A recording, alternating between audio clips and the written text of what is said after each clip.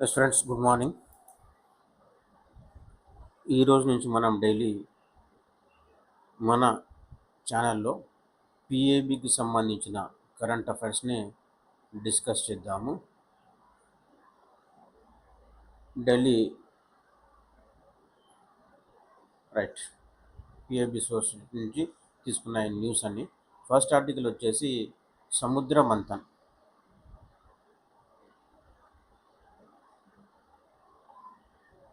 సముద్ర మంథన్ అంటే most YouTube ఛానల్లో ఇంగ్లీష్లో ఈ పిఏబికి సంబంధించిన కరెంట్ అఫైర్స్ ఎక్స్ప్లెనేషన్ ఉంటుంది, కానీ తెలుగులో ఉండదు. సో మనం చేస్తున్న ఒక ఎఫర్ట్ ఏంటంటే తెలుగులో పిఏబి డిస్కషన్ అనమాట. రైట్, టాపిక్లోకి వచ్చేస్తే సముద్ర మంథన్ అనే ఒక స్కీము 2025లో ప్రధానమంత్రి నరేంద్ర మోడీ గారు ఎర్రకోట నుంచి దీని గురించి వివరించడం జరిగింది. ఇదేంటంటే దేశంలో ఈ తీరరేఖ ఉంటుంది కదా, దాదాపు 720 కిలోమీటర్ సంథింగ్, కరెక్ట్ మీ ఫ్యామ్ రాంగ్. అతిపెద్ద తీరరేఖ ఉన్న భారతదేశంలో చాలా చమురు నిల్వలు, గ్యాస్ నిల్వలు ఉన్నాయి. చమురు మరియు గ్యాస్ ఇంధన వనరులు ఉన్నాయి. వీటిని వెలికి తీసి దేశ ప్రయోజనాలకు వాడుకోవచ్చు. తద్వారా ఇతర దేశాలపై ఈ చమురు మరియు ఇంధన వనరులపై ఆధారపడడం తగ్గుతుంది. కాబట్టి ఈ తీర ప్రాంతాలలో ఉన్న చమురుని గనక వెలికి తీస్తే ప్రయోజనం ఉంటుంది అనే ఒక లక్ష్యంతో పిఎం అది సముద్ర మంథన్ అనే పథకాన్ని అనౌన్స్ చేశారు. దాని గురించి ఇదనమాట. యూనియన్ క్యాబినెట్ అంటే కేంద్ర క్యాబినెట్ రీసెంట్గా ఈ జూలై 31న అంటే కూర్చున్నది క్యాబినెట్ సమావేశం జరిగింది. దాంట్లో తీసుకున్న నిర్ణయాలు ఈ సముద్ర మంథన్కి సంబంధించి 2031 నాటికి అప్పటి వరకు ఎంత 84,084 కోట్ల రూపాయలతో ఈ పథకాన్ని ఎలకేషన్స్ అంటే బడ్జెట్ ఎలకేషన్స్ అనేది చేయడం జరిగింది. ఇది పూర్తిగా కేంద్ర ప్రభుత్వ పథకము. Ministry of Petroleum and Natural Gas యొక్క ఆధ్వర్యంలో నిర్వహించబడుతుంది ఈ సముద్ర మంథన్ అనేది. ఇక్కడ ఇచ్చారండి మొత్తం ఎంత లక్ష్యం అని అంటే, సముద్ర Manthan is expected to catalyse reserve acquisition of over 600 million metric tons of oil equivalent. ఈ మొత్తంలో చమురుని వెలికి తీయాలనే లక్ష్యంతో. రైట్, సెకండ్ న్యూస్ వచ్చేసి ఇది నరేంద్ర మోడీ ఖేలో ఇండియాకు సంబంధించిన నిధులు కేటాయించడం జరిగింది. ఇక్కడ ఏంటంటే ఖేలో ఇండియా ఎప్పుడు ప్రారంభమైంది అదొకసారి చూసుకుంటే సరిపోతుంది. నెక్స్ట్ పిఎం కిసాన్కి సంబంధించి కేటాయింపులు. పిఎం కిసాన్ అంటే ప్రధానమంత్రి కిసాన్ సమ్మాన్ నిధి.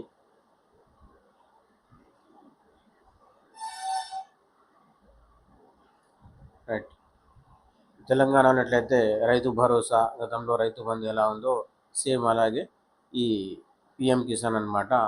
2019లో ఈ పథకం అనేది ప్రారంభమైంది. ఎంత మొత్తం అంటే ప్రతి ఎకరాకి కాదండి, ప్రతి రైతుకి వార్షికంగా 6,000 రూపాయల నగదుని రైతుల యొక్క అకౌంట్లో జమ చేయడం జరుగుతుంది. 6,000 రూపాయలు 3 ఇన్స్టాల్మెంట్స్ అనమాట. ఈచ్ ఇన్స్టాల్మెంట్ వచ్చేసి 2,000 రూపాయలు 3 వాయిదాలలో రైతు యొక్క అకౌంట్లో వ్యవసాయ సహాయార్థం కేంద్ర ప్రభుత్వం అందిస్తున్న పథకం పిఎం కిసాన్. దానికి సంబంధించిన ఎలొకేషన్స్ అనేవి ఇవ్వడం జరిగింది. రైట్, ఇక్కడ దీన్ని మళ్ళీ ఒక 5 years ఎక్స్టెండ్ చేశారు. 2026-27 నుంచి తిరిగి 30-31 వరకు అనమాట. దీనికి సంబంధించిన ఫైనాన్షియల్ అవుట్లే ఎంత అప్రూవ్ అయిందనంటే 3 లక్షల కోట్లు అనేది అప్రూవ్ అవ్వడం జరిగింది. ఈ ఫిగర్స్ అనేది అడగడు, కానీ స్కీమ్ గురించి అడుగుతాడు ఎగ్జామ్లో, అది చూసుకోవాలి. నెక్స్ట్, ప్రధానమంత్రి సూర్య Sarovar Yojana.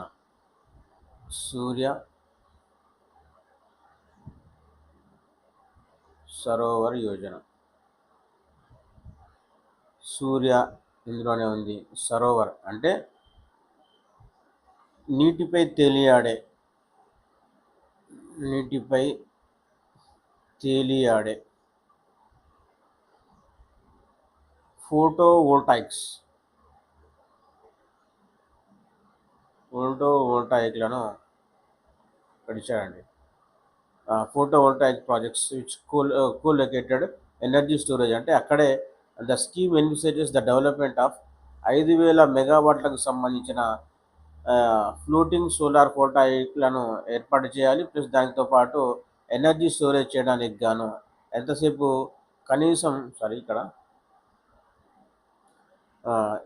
Storage capacity of 2 hours, that is 10,000 megawatts, 10,000 మెగావాట్లు లేదా కనీసము ఎంత 2 గంటల పాటు ఈ సూర్యుని ద్వారా వచ్చే శక్తిని, సోలార్ ఎనర్జీని ఈ ఫోటో వోల్టాయిక్ ఘటాల ద్వారా, అంటే సముద్రం నీటిపై తేలియాడే ఈ ప్లేట్స్ ఉంటాయి కదా సోలార్ ఎనర్జీ తయారు చేయడానికి గాను, వీటి ద్వారా ఎంత ఎనర్జీ స్టోరేజ్ చేయాలి? 10,000 మెగావాట్ల శక్తిని నిల్వ చేసేందుకు గాను ఈ పథకాన్ని అన్నమాట ప్రధానమంత్రి సూర్య సరోవర్ యోజన, దీనికి సంబంధించిన ఎలొకేషన్స్ ఈ స్కీమ్ గురించి ఇచ్చాడు. నెక్స్ట్ ఆయుష్ క్వాలిటీ మార్క్, అంటే ఈ నెక్స్ట్ ఆర్టికల్ వచ్చేసి ఆయుష్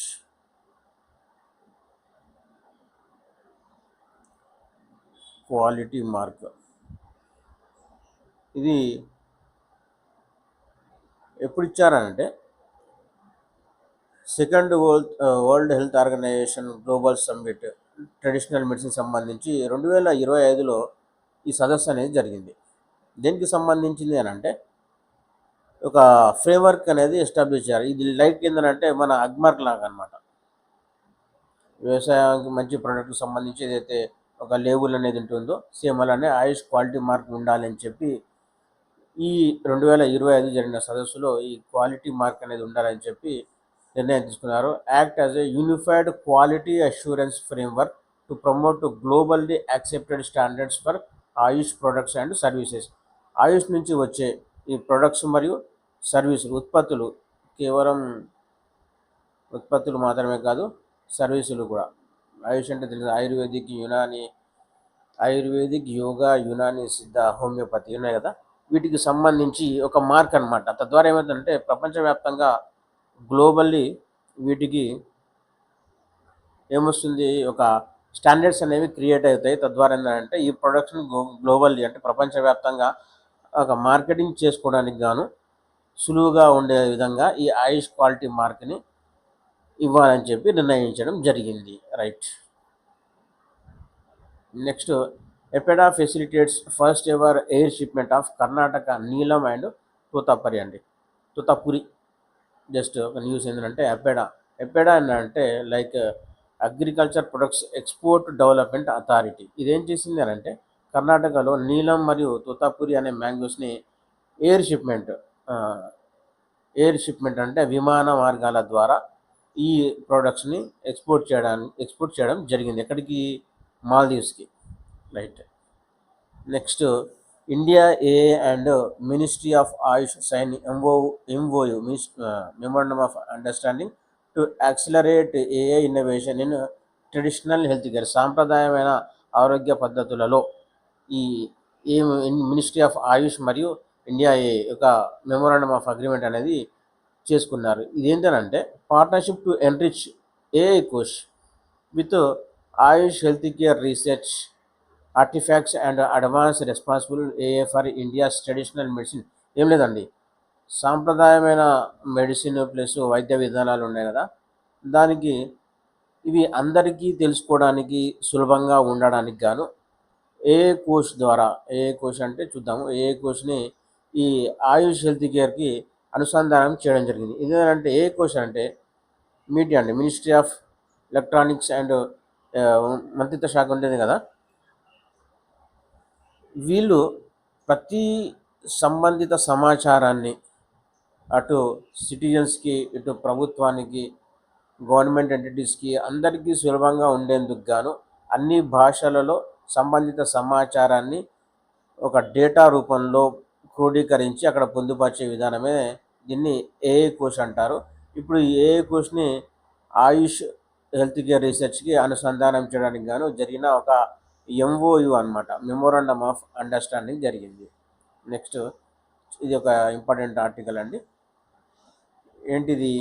ఫవారా UPI cross border payment corridor goes live between Maldives and India. Right. మాల్దీవులు, రెండు ఆర్టికల్ ఉన్నాయి ఇక్కడ మాల్దీవ్కి సంబంధించి. ఒకటి ఎయిర్ షిప్మెంట్ ద్వారా మ్యాంగోస్ అనేది ఎక్స్పోర్ట్ చేయడం జరిగింది ఎపెడా ద్వారా. మాల్దీవులు వర్సెస్ ఇండియా దేనికి సంబంధించి అంటే పేమెంట్ గేట్వే. మనకెట్లయితే యూపీఐ పేమెంట్ గేట్వే ఉంటుందో వాళ్ళకి ఫవారా అనేది ఒక పేమెంట్ గేట్వే అనమాట. ఇక్కడ నుంచి ఏం జరిగింది అని అంటే రెండు దేశాల మధ్య ఒక అగ్రిమెంట్ అనేది జరిగింది. దీనికి సంబంధించి ఈ పేమెంట్ గేట్వేకి సంబంధించి చూడండి. Individuals from Maldives can now transfer funds in real time to UPI enabled bank accounts. మాల్దీవ్స్లో ఉన్న వాళ్ళు రియల్ టైం పేమెంట్కి యూపీఐ ఎనేబుల్డ్ బ్యాంక్ అకౌంట్స్కి ఉంటే ఇండియాలో ఉన్న వాళ్ళకి డైరెక్ట్ అనమాట మొబైల్ ట్రాన్స్ఫర్స్ అనే అకౌంట్కి అమౌంట్ అనేది ట్రాన్స్ఫర్ చేసి వెసులుబాటు. ప్రజెంట్ ఈ యూపీఐని ఎన్ని దేశాల్లో ఎలో చేస్తున్నారు, యాక్సెప్ట్ చేస్తున్నారు అంటే 9 దేశాల్లో యాక్సెప్ట్ చేస్తున్నారు. ఇక్కడ యూపీఐని అంటే ఇండియాలో ఈ దేశాల్లో ఉండి ఈ భారత్లో ఎవరికైతే యూపీఐ ఉంటుందో వాళ్ళ బ్యాంక్ అకౌంట్కి వాళ్ళు డైరెక్ట్గా ట్రాన్స్ఫర్ చేయడానికి గాను 9 దేశాల ద్వారా ఆ సదుపాయం అనేది ఉంది. ఒకటి Cambodia, Singapore, UAE, United Arab Emirates, France, Mauritius, Nepal, Bhutan, Qatar, Sri Lanka. Right. Enabling Indian travellers to make seamless payments abroad through UPI. Travellers ఉంటారు కదా, వాళ్ళకి సౌలభ్యం కోసము ఈ సదుపాయాన్ని కల్పించారు. ప్రస్తుతం ఏంటంటే 9 దేశాలతో ఈ యూపీఐ సదుపాయం అనేది ఉన్నది. రైట్. నెక్స్ట్ అప్డేట్ ఆన్ ప్రధానమంత్రి సురక్షిత్ మాతృత్వ అభియాన్. రైట్. అంటే గర్భిణీ స్త్రీలకు ప్రభుత్వం ఇచ్చే సదుపాయం ఉంటుంది కదా, అంటే ఫైనాన్షియల్ ఎయిడ్ ఉంటుంది కదా, ఆ 12,000కి సంబంధించి since it Inception 2016 more than 7.91 crores pregnant women received antenatal care service and more than 1.24 crore high risk pregnancies have been identified. India's maternal mortality rate has been declared by 43 points from 130 per 1 lakh live birth 2014 to 2016, 87 per 1 lakh live birth in 2024 to 24. Right. ఈ ప్రధానమంత్రి సురక్షిత్ మాతృత్వ అభియాన్ ఏంటంటే గర్భిణీ స్త్రీలకు వైద్య సదుపాయం కల్పించడము, plus వాళ్ళకి సంబంధించిన ఈ డెలివరీస్కి సంబంధించి మెడికల్ ఎయిడ్ కల్పించడము, ప్లస్ వాళ్ళకి డెలివరీ జరిగిన తర్వాతకి 6,000 రూపాయలు ఇవ్వడం. అంటే తెలంగాణ ప్రభుత్వం ఎక్స్ట్రా 6,000 ప్లస్ 5,000, అంటే ఒకవేళ మగ పిల్లవాడైతే 5,000, ఆడపిల్ల ఒకవేళ జన్మిస్తే 6,000 కల్పిస్తుంది. అంటే కేంద్రం ఇచ్చే ఈ 6,000 రూపాయలు గర్భిణీ స్త్రీలకు గర్భం తర్వాతకి, అంటే డెలివరీ తర్వాతకి, ప్రసవం తర్వాతకి ఇవ్వడము, ప్లస్ వాళ్ళకి సంబంధించిన ఈ జన్మించిన శిశువులకి వ్యాక్సినేషన్ ఇవ్వడం, ఇవన్నీ కూడా ఇందులో వస్తాయన్నమాట. ప్రధానమంత్రి సురక్షిత్ మాతృత్వ అభియాన్ దానికి సంబంధించి ఈ స్కీమ్ ఎప్పటి నుంచి 2016లో లాంచ్ అయ్యింది.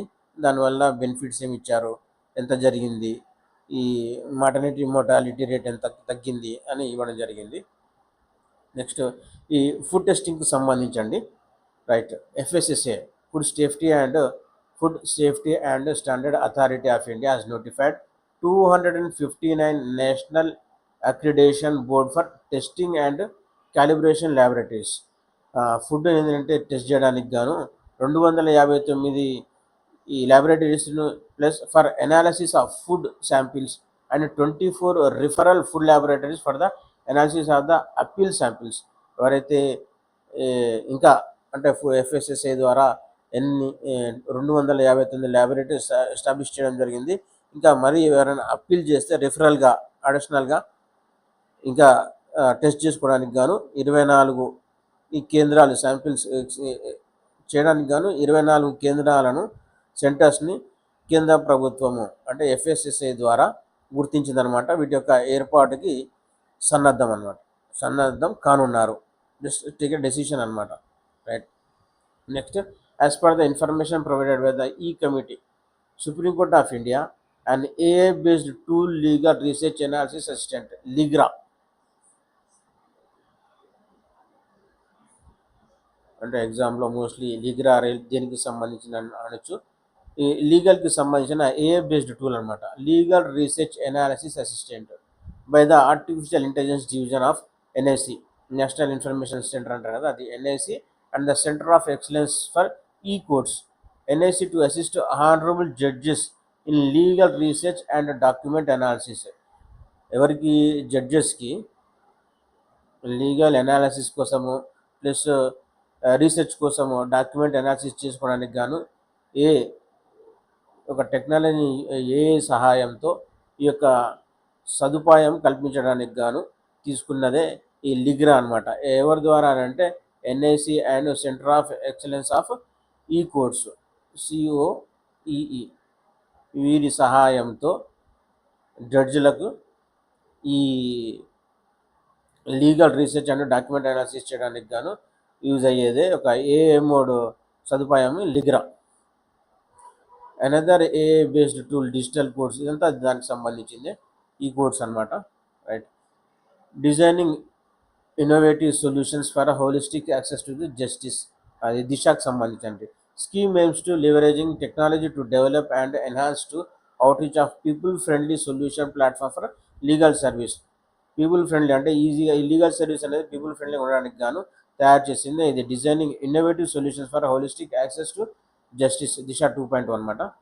దిశ 2.0 includes 4 components, usually tele law, reaching the unreached, ఎవరికైతే లాస్ట్ మైల్ అంటే అందరికి కూడా అందుబాటులో ఉండడానికి గాను, free pre litigation advice to వాళ్ళు, ఉచితంగా సహాయం పొందడానికి గాను, Nyayabandhu, pro bono legal service programme, legal literacy and legal awareness programme and with vision for integrated delivery of harmonised legal initiatives, Sanjeevan. ఇవన్నీ కూడా ఈ దిశలో ఉన్న 4 కాంపోనెంట్స్ అనమాట. ఇవన్నీ పీపుల్ ఫ్రెండ్లీ ఉండడానికి గాను కల్పించబడిన సదుపాయమే దిశ 2.0. యూనియన్ మినిస్టర్ ఆఫ్ స్టేట్, ఒక పంచాయతీకి సంబంధించిన అంటే రూరల్ డెవలప్మెంట్కి సంబంధించిన మినిస్ట్రీ, ఈ సంబంధిత మినిస్ట్రీ ఎస్పీ సింగ్ బఘెల్ ఈ 51 stories of panchayat bringing change for good governance, good గవర్నెన్స్కి సంబంధించిన ఒక 51 పంచాయతీలు, గ్రామ పంచాయతీల యొక్క స్టోరీస్ అనేవి ఒక దగ్గర క్రోడీకరించి రాసి విడుదల చేసిన ఒక డాక్యుమెంట్ అనమాట ఇది. 51 stories of panchayat bringing change for good గవర్నెన్స్కి సంబంధించి వాళ్ళ యొక్క తీసుకున్న స్టెప్స్ ఎలా ఉన్నాయి అనే దాని గురించి వివరిస్తుంది అనమాట ఇది, రైట్. సిపి గ్రామ్స్ అంటే centralised public grievance redress and monitoring system, ఒక బుక్ అనమాట. ఇందులో ఈ గవర్నెన్స్కి గుడ్ గవర్నెన్స్కి సంబంధించి ఎలాంటి స్టెప్స్ అనేవి తీసుకొని ఉన్నారు ఆ 51 గ్రామ పంచాయతీలు, దానికి సంబంధించిన స్టోరీస్ అనమాట ఇవి, రైట్ అండి.